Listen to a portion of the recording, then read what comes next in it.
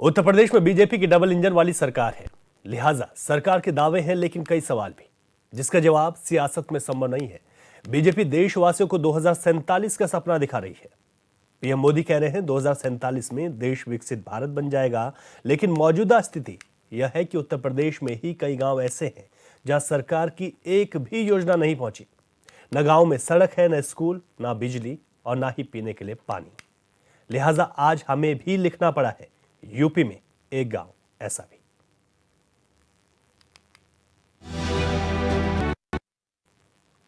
जी हां, यह सच है, एक गांव ऐसा भी।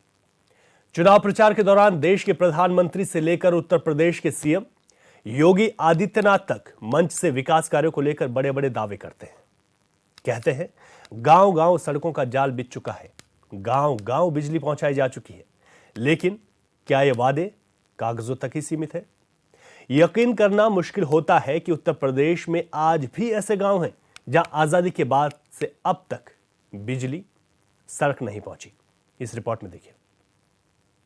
सड़क, पानी, कोई व्यवस्था यहाँ कोई, खाली वोट के विषय में आते हैं, संसद हैं और जो है विधायक हैं, प्रधान हैं, चाहे कोई भी हैं, जितना तो खाली वोट के जानते हैं जो वहाँ पर हमारा आदमी है। इसके बाद वो उसको पता नहीं चला, वो बीत गया।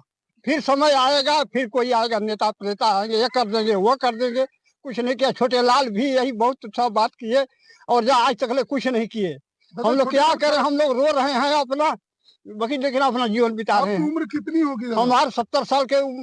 तो बिजली अभी तक नहीं? अभी तक बिजली न कुछ नहीं भाई, पानी न सड़क न कुछ नहीं।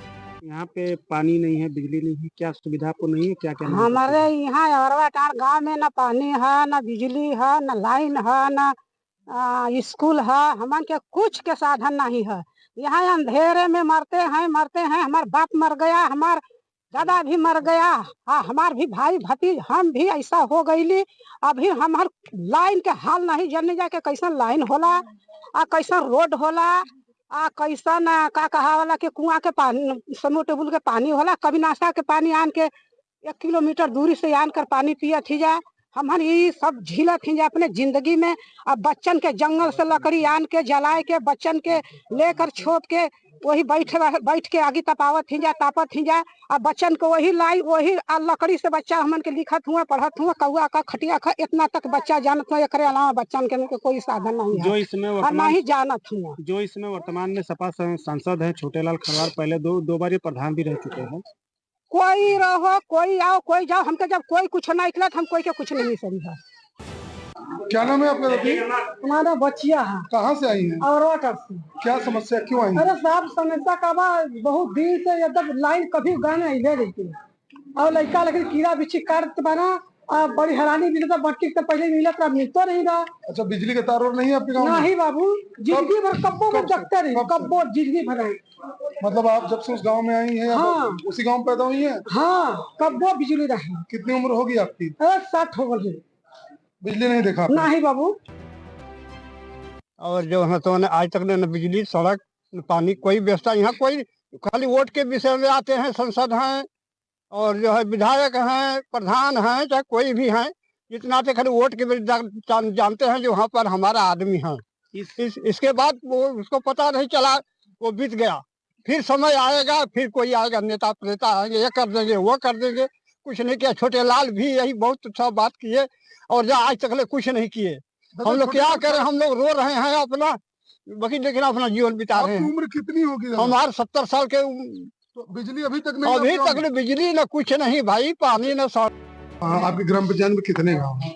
हमारे ग्राम पंचायत में 2 ग्राम राजस्व ग्राम है, एक पूर्वा है जो अरवाटांड़ है। तो ये बताइए, यहाँ ग्रामीण आपके साथ आए, क्या मामला है? मामला ये है कि सर, आज देश स्वतंत्र हुए 76 साल हो गया और यहाँ पर हम 4 साल से, जब से प्रधान जीते हैं 2021 से, यहाँ संपूर्ण समाधान दिवस में कम से कम 10 बार दिए, लेकिन आज तक कोई सुनवाई नहीं हुई। क्या समस्या है? समस्या वहाँ पर उस गांव में बिजली नहीं है, न वहाँ पर प्राथमिक विद्यालय है, न पक्की रोड है। ये कब से समस्या है? ये समस्या सर हमारे जानकारी में जैसे जन्म लिए हैं वहाँ बिजली आज तक लगी है। और बच्चे पढ़ने कैसे जाते हैं? बच्चे वहाँ पर इसी तरह से हैं, जो कि चिकनी से अरवाटांड़ की दूरी 3 किलोमीटर है और वहीं पर एक वरुण संस्था है, उसी के माध्यम से अनौपचारिक शिक्षा केंद्र चलता है। वही तो ये कितनी आबादी होगी उससे भर के? वहाँ की कम से कम 500 आबादी होगी। 150। तो ये रिपोर्ट आपने देखी, बड़ी हैरानी होती है कि आज़ादी के बाद से उत्तर प्रदेश जैसे बड़े वहाँ पर एक ज़िला ऐसा है चंदौली, जहाँ पर आज तक न सड़क पहुँची न बिजली की व्यवस्था हुई। हमारे संवाददाता धर्मेंद्र ने ये रिपोर्ट हमें भेजी है, उनसे अधिक जानकारी के साथ जुड़ते हैं कि किस तरीके से यहाँ पर जो समस्याएं बनी हुई हैं उस पर अब यहाँ पर जो अधिकारी हैं उनके सामने जब गुहार लगाई जाती है तो क्या सफाई दी जाती है, जिस तरीके से समस्याएं बनी हुई हैं इस पर क्या कुछ कहना है।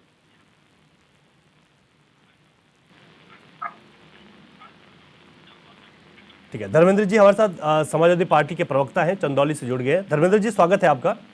जी नमस्कार जी धर्मेंद्र जी, आज जिस तरीके से बात की जा रही है कि एक गांव ऐसा भी है उत्तर प्रदेश में जहां पर न सड़क पहुंची न बिजली पहुंची, आखिर दूसरी तरफ सरकार कह रही है कि सड़कों का जाल बिछाया जा रहा है और आज तमाम गांवों में सुविधाएं पहुंचाई जा रही हैं, लेकिन जो दिक्कतें आज जो सामने आ रही हैं आखिर क्यों इस गांव की अनदेखी हुई है? क्या लगता है आप लोगों को? आप यहाँ पर सरकार में भी रहे और इस वक्त मुख्य विपक्षी पार्टी में है। नहीं, हम जब सरकार में थे, समाजवादी पार्टी की सरकार थी 12 से 17 में, तो हमने प्रयास किया था राजीव गांधी विद्युतीकरण योजना के तहत उत्तर प्रदेश के तमाम गांव मजरों पूर्वों को मुख्यधारा से जोड़ने का। लेकिन ठीक है, विकास तो एक सतत प्रक्रिया है। अगर हमसे कुछ छूट गए थे, कहीं गांव रह गए थे, तो कितनी गंभीर बात है कि जो सरकार लगातार झूठ के सहारे अपनी सत्ता चला रही है, लगातार कि उत्तर प्रदेश में सड़कें गड्ढा मुक्त हो गए, कोई जगह नहीं बची जहां सड़कें ना हो, बिजली ना हो, पानी की बात हो, बुनियादी सवाल जो हर घर नल की योजना देख रहे हैं जिसमें हजारों करोड़ का घोटाला आ रहा है, इन्होंने रिपोर्ट कर दिया कि हर जगह कंप्लीट हो गया। आप गाँव में जाकर देख लीजिए, हकीकत जो मुख्य मार्गों से जुड़े हुए हैं, जो तमाम चर्चित गांव हैं, वहां भी हर घर से नल वाली योजना फेल हो गई है जी।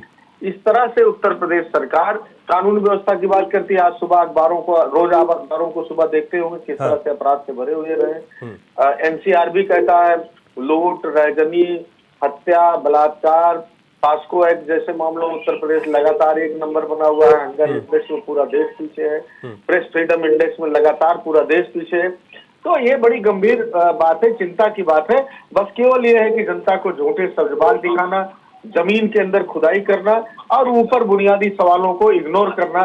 जो बुनियादी जरूरतों को लेकर के अपने संकल्प पत्र में लेके आए थे, महंगाई हो, बेरोजगारी हो, शिक्षा हो, स्वास्थ्य हो, माँ गंगा की बात हो, 100 मेट्रो सिटी बनाने की बात हो, गन्ना किसानों की समस्या की बात हो, उन सारे बुनियादी मुद्दों पर तो सरकार फेल हो गई है। तो यही कहना है कि ये सरकार की जो उसका फेल्यूर जो है, जनता धीरे धीरे समझ रही, इसलिए 2024 में उनको हराने का काम किया। लेकिन ये सही है कि कहीं न कहीं 2-3 चुनाव बड़े जीत गए और वो उसका मूल कारण ये रहा कि ये सच को झूठ बार बार लगातार प्रोपोगंडा से दबाते रहे। अब उत्तर प्रदेश की जनता जागरूक हो गई, समझदार हो गई है और विशेष रूप से उत्तर प्रदेश सरकार के कामों में आप देखेंगे पीडीए को हमेशा उपेक्षित किया हुआ है और पीडीए की जो बुनियादी सवाल है उस पर कभी चिंता सरकार नहीं करती है। अब पीडीए जागरूक हुआ है, सच उत्तर प्रदेश का विकास तभी होगा जब भारतीय जनता पार्टी से उत्तर प्रदेश को मुक्ति मिल जाएगी। जी, तो पिछड़ा, दलित और अल्पसंख्यक, इसी पर जो है आप लोग बात करते भी रहे, कई जगह सफलताएं मिली, लेकिन सरकार जो वादे कर रही है उस पर विपक्षी तौर पर आपने अपनी बात रखी। बहुत शुक्रिया आपका धर्मेंद्र जी, आप जुड़े और आपने बात रखी कि आखिर जो विकास की बात की जा रही है वो विकास की बयार क्यों नहीं पहुंच रही और इस विकास की बयार को पहुंचाने के लिए सरकार के जो दावे होते हैं वो कहीं ना कहीं हवा हवाई भी साबित होने लगते हैं। हमारे संवाददाता धर्मेंद्र कुमार भी हमारे साथ जुड़े हुए हैं। धर्मेंद्र, जिस तरीके से ये तस्वीरें जब सामने आती हैं आज, जहां हम बात करते हैं कि हम बहुत तरक्की कर चुके हैं, दूसरे ग्रहों पर जाकर हम ये देख रहे हैं कि वहां पर किस तरीके से जीवन भी संभव हो सकता है, लेकिन वहीं जब हम उत्तर प्रदेश जैसे एक बड़े प्रदेश की बात करते हैं और वहां पर कुछ गांव ऐसे होते हैं जहां पर सड़क और बिजली नहीं पहुंचती, तो यहां पर अगर बात की जाए तो बड़े सवाल उठते हैं। तो हम अपने संवाददाता से दोबारा जुड़ने की कोशिश करेंगे। तो आपको बता दें कि चंदौली में अगर इस तरीके की तस्वीर सामने आई है तो बड़े सवाल उठते हैं। सरकार क्या सिर्फ बड़ी बड़ी बातें ही कर रही है? धरातल पर जो सरकार की योजनाएं हैं वो क्यों नहीं पहुंच रही हैं? सरकार के दावों पर सवाल है। विपक्ष की भी आपने बात सुनी, उन्होंने कहा, और विपक्ष को मौका भी मिल जाता है ऐसे मसलों पर, और ठीक है, एक विपक्ष होने के नाते सवाल उठाने भी चाहिए, क्योंकि आखिर इन लोगों की क्या मजबूरी है कि ये बिना सड़क के हैं और बिना बिजली के अपना जीवन यापन कर रहे हैं। बड़ी संख्या यहाँ पर रहती है। गांव है, बड़ा खूबसूरत गांव है, लेकिन सुविधाएं नहीं हैं।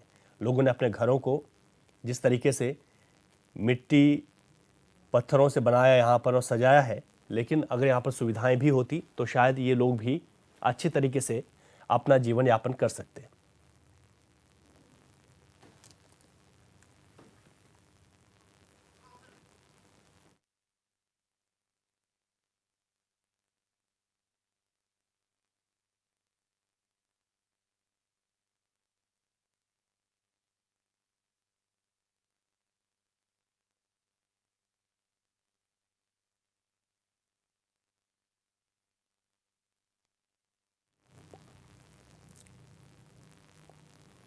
तो इस वक्त कांग्रेस के प्रवक्ता हमारे साथ अंशु अवस्थी भी जुड़ गए हैं। अंशु अवस्थी जी, आपका स्वागत है चैनल पर। जी धन्यवाद। आज हम बात कर रहे हैं चंदौली की। औरवा टांडा यहाँ पर एक गांव है जहां पर आज तक बिजली नहीं पहुंची, सड़क नहीं पहुंची, लेकिन सरकार के दावे भी हैं। आप लोग यहाँ पर लगातार कोशिश करते हैं, जनता के बीच भी जाते हैं, विपक्ष की भूमिका निभा रहे हैं, लेकिन सरकार के दावों के बीच जब इस तरीके की तस्वीरें आती हैं, क्या कुछ कहना आपका पार्टी की ओर से?